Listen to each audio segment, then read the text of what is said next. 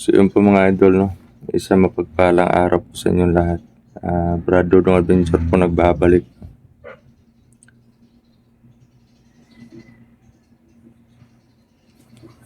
Na po kami, nakababa. At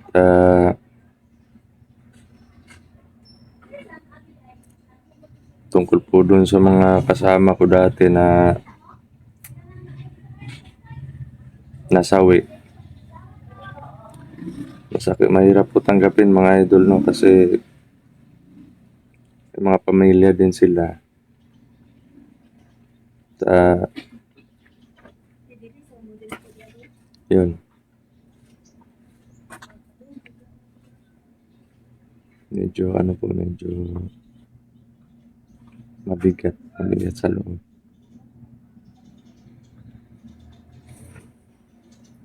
Plano din po ako. Sinisi ko din po yung sarili ko kasi wala akong nagawa sa kanila para iligtas sila. Sobrang hirap umabante noon that time kasi sobrang dami po ng mga kalaban, mga idol. Isa po sa nagpahirap sa amin is yung mga bala ng mga baril nila na may mga ritual or may mga orasyon na kahit gaano kalakas na depensa pag natamaan mapupuruhan po talaga, no? Hindi ka lang basta-basta masusugatan, tatagos pa sa protection mo at may lason din. Kasi nung pauwi na kami, nakakita ako ng tawag nito, yung napatay namin. Tinignan ko yung magazine, may bala pa. Pero hindi ko nahawakan ng matagal kasi sumasakit yung ulo ko. May orasyon talaga yung mga bala nila.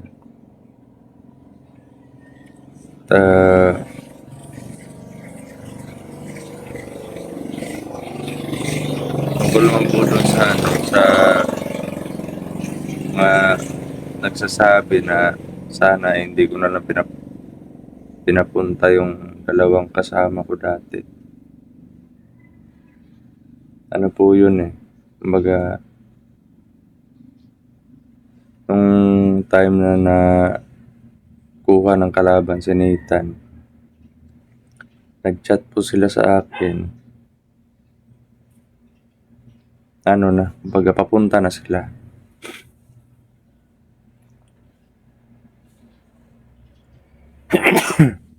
Excuse me. Papunta na po sila nung that time na nag-chat sila sa akin. Sabi nila na, Commander, malapit na kami sa ikatlong bundok galing sa amin. Papunta kami sa location mo kasi gusto namin tumulong sa pag-rescue dun sa anak mo. Sabi ko na dapat muna kinontak niyo muna ako bago kayo nagsimulang maglakbay para magkasabay na lang tayo. Kumbaga, dito na lang kami sa bahay, magkikita-kita. Problema po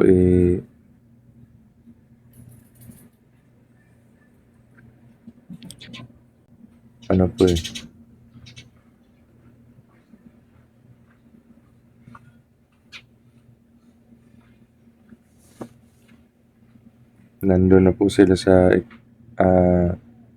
malapit na po sila sa ikatlong bundok. Kasi before sila makakapunta doon sa location ko, dadaan pa sila sa may dadaanan pang 5 bundok. So sabi nila kung babalik pa kami, medyo malayo pa. Kung babalik pa kami, medyo malayo na.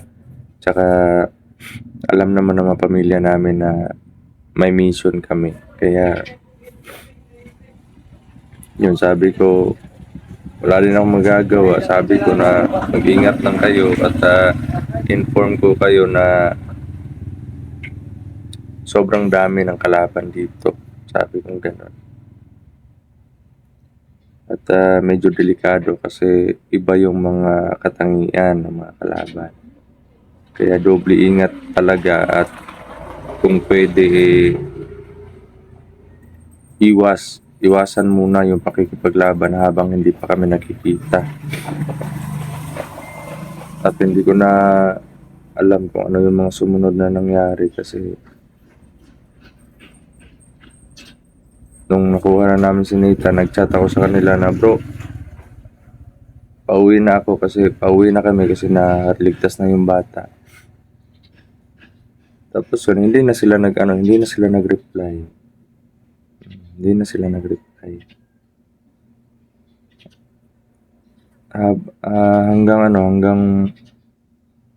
Hanggang lumipas sa mga ilang araw, si Dudoy naman yung nadisgrasya, nasa kamay na ng kalaban.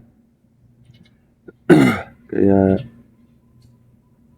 umabante na naman ako, tapos chat sa kanila. Ang dalawa kong kasama ay hindi na sinisin, pero naka-online pa po yung account nila, pero hindi na sinisin talaga.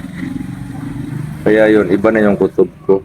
Pero nasa focus po ako dun sa pag-rescue kay Dudoy. Hanggang nabalitaan ko na nag-chat si Bats sa akin na naligtas na daw siya, na-rescue, nakababa na daw sila. Kaya sabi naman ni Bats na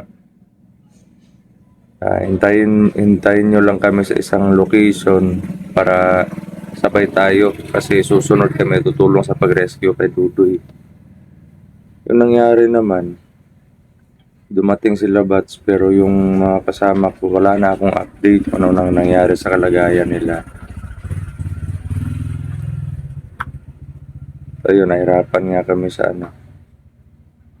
nahirapan nung time na nakababa kami kasi na-rescue na namin si Dudoy sa tulong ng Panginoon. At sa mga dasal nyo din po, mga idol. Napagdesisyonan ko na hanapin sila para ma-clarify kung ano yung mga nangyari sa kanila kasi nababahala na ako. Iba na yung kutob ko. Hanggang sa yun na nga, bumungad sa amin yung sobrang dami ng mga kalaban. At nakita ko pa dun sa gawa po ng isang taga-subaybay po sa atin na nag-share po ng link sa akin dun sa video ni Max.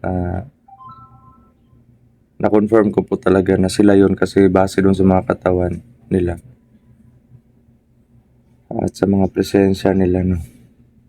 Kaya yun, nasagi sa isip ko na kaya pala sobrang higpit ng nila dito, seguridad. Sobrang dami na ng kalaban kasi may bihag na naman sila na hawak.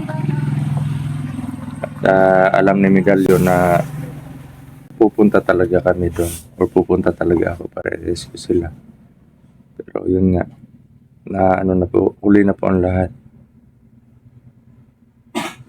Update naman po doon sa mga katawan nila, may pinaglagyan po kami.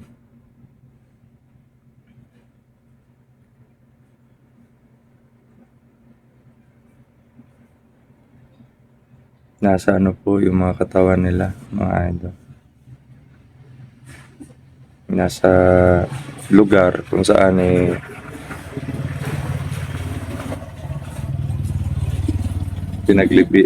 nilibing namin sila, ganon. Dapat sana sa tradisyonal natin ngayon kailangan kailangan talaga iuwi sa pamilya bago ilibing. At yun nga, yung ginamit po namin strategy, kinausap ko naman yung mga kasama ko na mahihirapan tayo pa natin to, karga natin to or dali natin sa labas kasi sobrang layo po talaga. At halos ano lang, dinasalan ko na lang sila.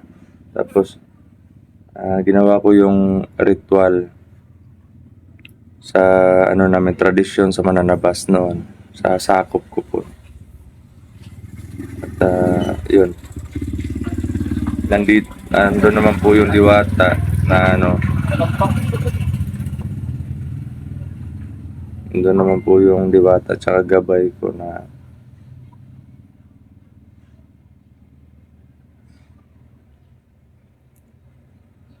sila na yung bahala sa kanila, no?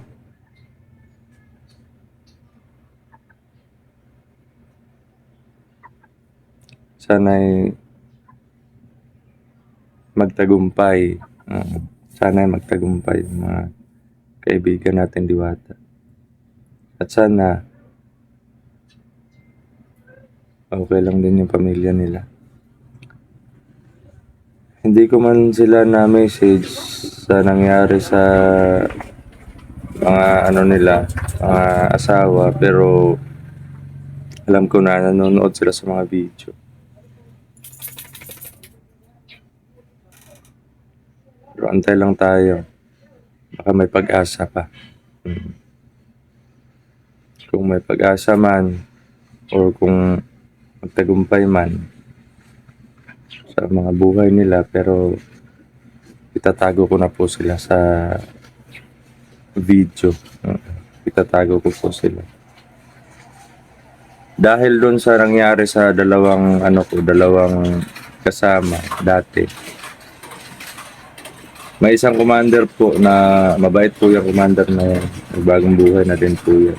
Pero may hanay pa rin sila. Pero umiwas sila sa mga mission na umiwas sila sa mission sa atubis sa mga masasamang mananabas. Ginawa nila. Nagano lang sila, kumbaga nasa isang malayong bundok sila at naghahanap lang ng tiyempo. Yun, dahil sa nakita niya yung mga video na kasi pinasa ko yung link sa kanya dun sa pagkamatay dun sa mga kapatid natin. Nagdesisyon sila, pero yung desisyon po na yun hindi ko po muna sasabihin dito kasi may mga kalaban po tayo na nagmamasid at na nakasubaybay sa atin. So focus ko po ngayon na sana po na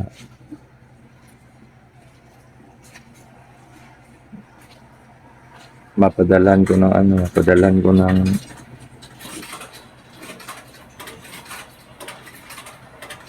allowance or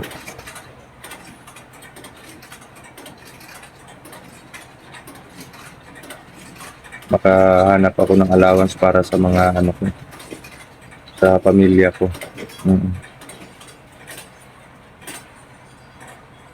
At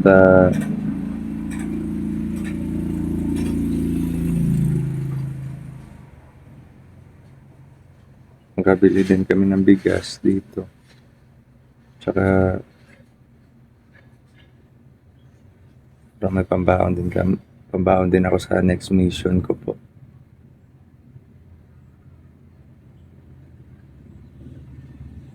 Ibigyan ko po ng katarungan yung pagkamatay nila o yung nangyari sa kanila. Gaganti po ako, mga idol. Hindi lang basta ganti. Hindi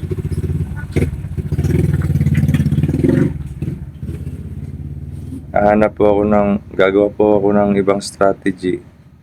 Magpaplano po ako ng isang strategy na talagang wawasakin ko po talaga yung hukbo na medalyon. Kasi alam ko marami pa pong connection yan si medalyon. Marami pa talaga connection yan.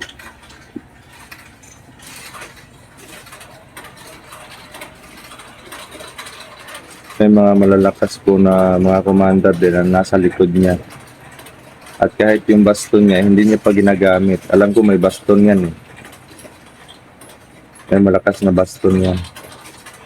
At yung basto na po na yun, eh,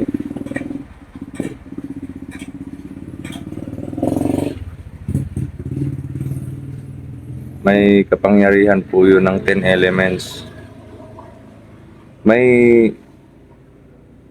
May uri po ng 10 elements na pangdepensa, ganun. Pangdepensa, pangkalahatang depensa. At may 10 elements naman po na pangkombati talaga or pang-combat spiritual.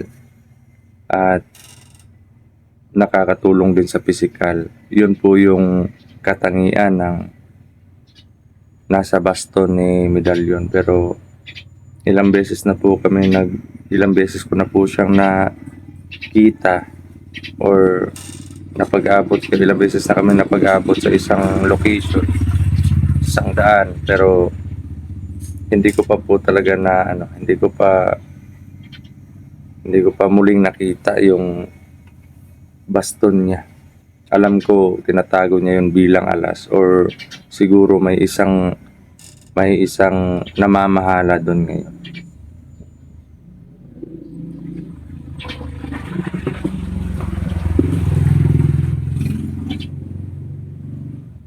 At alam ko noon si Medallion, may ano na yan eh. May anak yan na malaki na. Binata. Yung that time na andun pa ako sa kanya. Alam ko may binata yan na anak. At mahal na mahal siya ng anak niya.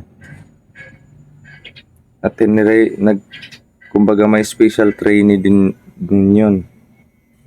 Special training sa kanya.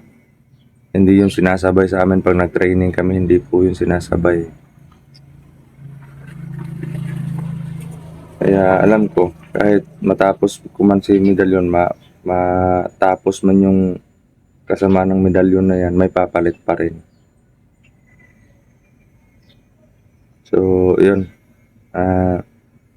Siguro bukas, kung makahanap ako ng mautangan ngayon sa mga pangangailangan namin, pamilya ko, saka sa exploration pagkain namin.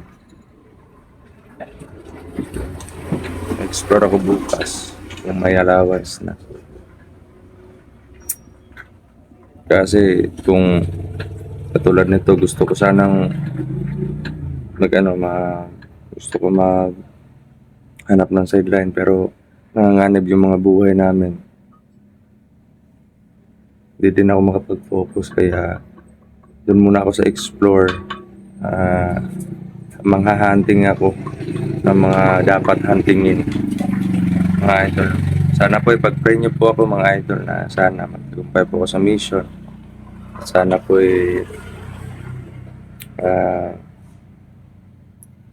safety po ako makauwi. So, hindi ko na po minisage si Dudoy tsaka si Brother Max kasi ayoko po na may madamay pa. Na-trauma na po ako dun sa nangyari sa dalawang kasama ko, mga idol.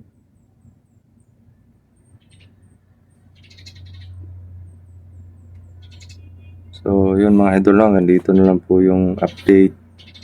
Sana po ipagdasal niyo po ako palagi, mga idol. At muli ito po si Brad Dudong Adventure na nagsasabing mahal na mahal ko po kayo lahat, mga idol. Salot po ako sa inyo.